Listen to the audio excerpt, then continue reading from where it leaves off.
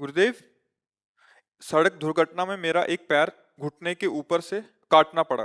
देखो, शरीर में जो भी पीड़ा आएगी या हो चुकी है या है, वो हमारे कर्म का परिणाम है, किसी और के नहीं।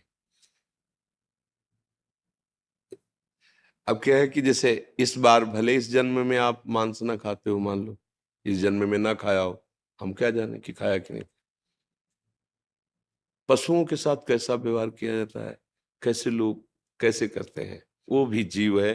ठीक वैसे ही जैसे आप अपना शरीर, अपने को, कितना प्यारा शरीर है, आप अपना शरीर बचाना चाहते हैं, ऐसे हर जीव अपना शरीर बचाना चाहता है।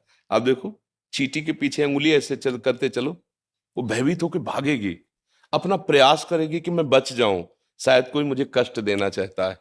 किसी भी जीव को देखो, अपने स्वाद के लिए पीछे के जन्मों से लेके इस जन्म तक क्या करते हैं, गड़ासा चलाते हैं, ठीक है?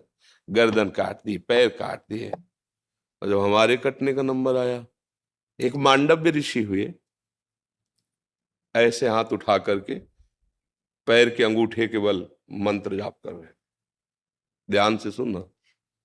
कुछ चोर लोग राजा के खजाने में सेंध लगा दी। ओ, अगर बचाव पक्ष जोर का होता है तो फिर चोर पक्ष भी जोर का होता है। अगर नए नए क्रम बचाने के निकलते हैं तो नए नए उनकी सोच उसमें चोरी करने की निकलती है। तो चोरी करके निकल ही रहती कि सैनिकों को पता चल गया, उनका पीछा किया। अब वो भागे, तो भाग करके देखा ऋषि का आश्रम, अगर इसमें छुप जाते हैं तो हमारा बचाव पक्ष हो जाएगा। चले गए अंदर, लताएं झोपड़ी सब वहीं अपने स्वर्ण आदि जो चोरी की थी वहीं रख के चुपचाप बैठ गए। उनको पक्का लगा कि इसी आश्रम में गए होंगे, क्योंकि आगे आगे गए नहीं। तो आश्रम में गए, दाहिने पैर के अंगूठे के बल हाथ उठा के मंत्राकार वृत्ति, उनको कुछ पता ही नहीं। गए तो माल सहित चोर मिल गए। तो उनको लगा कि ये आश्रम में इसलिए आए, हमें लगता है इस महात्मा का ये सब नाटक है और ये इन चोरों का साथी है और ये चोरी करवाता है। बुद्धि बदली। बुरी दशा जब हम आनी होती है ना, तो पहले बुद्धि बदली जाती है। तो वैसे ही टांग ले गए उनको। ये भगवान श्री कृष्ण द्वैपायन व्यास देव जी के द्वारा महाभारत में लिखी कथा है। उठा ले गए, वैसे ध्यानस्थ वो समाधि में। 8-10 ऐसे सामने चोर, पीछे महात्मा जी। राजा को प्रमाण सहित जब वस्तु सहित चोर मिल गए तो उन्होंने ये नहीं देखा कि महात्मा भी है, उन्होंने आदेश कर दिया इनको सूली की सजा। उस समय जैसे फांसी की सजा होती, ऐसे सूली सूली की सजा।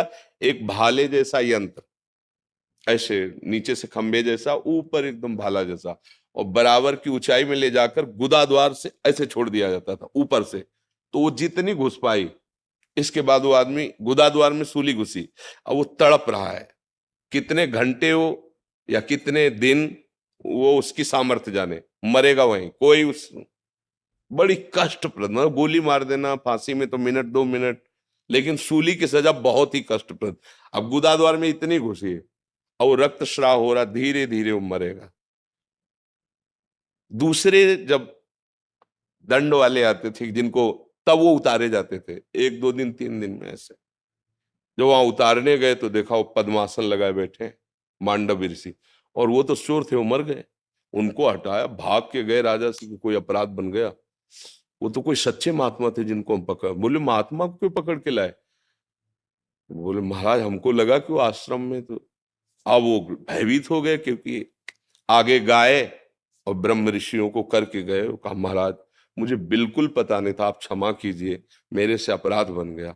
उनका नहीं, बस ये हटाओ, सूली से मुझे उतरवाओ, मैं तुम्हें दंड नहीं दूंगा, मैं सीधे धर्मराज को दंड दूंगा, उतारू तो मुझे। लाख उपाय किया गया, वो सूली उनके गुदा द्वार से हटी ही नहीं, काट दिया गया। वो सीधे अंतर ध्यान में धर्मराज के पास पहुंचे और उन्होंने कहा मुझे बचपन से याद है कि मैंने कोई अपराध नहीं किया, फिर मुझे ये सजा क्यों मिली? लोहा अंदर ठसा हुआ, उसे काट दिया गया, निकला ही नहीं।